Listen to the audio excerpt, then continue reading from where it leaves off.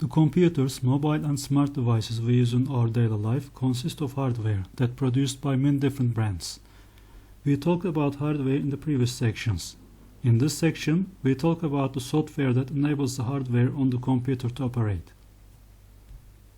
By using software, computers communicate with each other over the networks.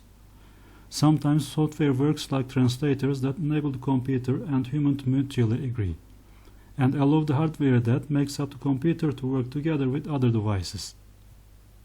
Human-created data is transformed by software in a way that the computer can understand. Transactions made by computers and equipment are also transformed in a way that people can understand through software. Everything that runs on a computer, like operating systems, diagnostic tools, video games, or different types of applications, can be defined as software.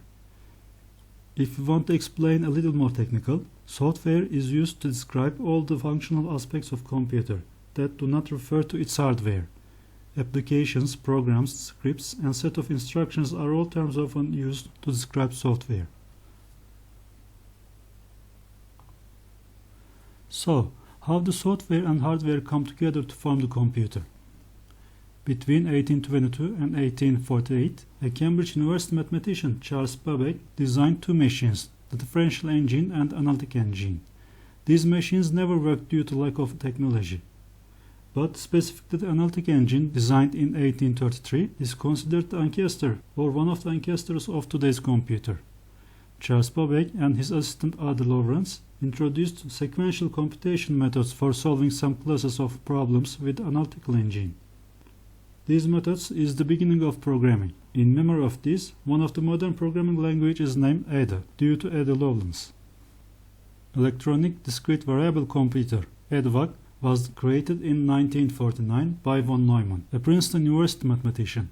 The program and the data could be stored in a memory at the same time, so EDVAC did the operations by itself in the desired order.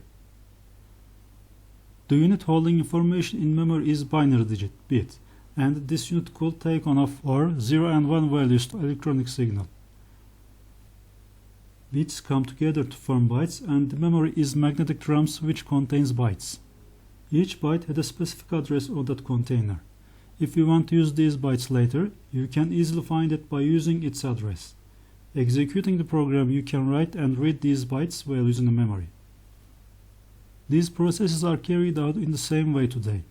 The only difference is that today much faster processors and much larger storage units are used. We can think of software as speech patterns that allows the computer to interact with the outside world.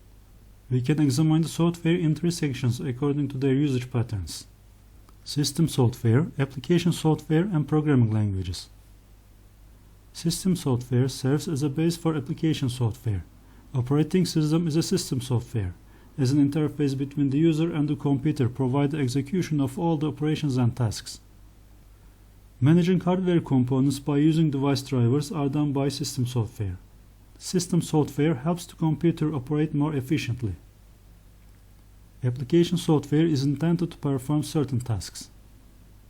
Programming language is a set of tools to aid developers in writing programs. An application software cannot work unless an operating system runs it. And the operating system cannot be developed unless a programming software was used in the first place. As you can see, all processes continue in relation to each other.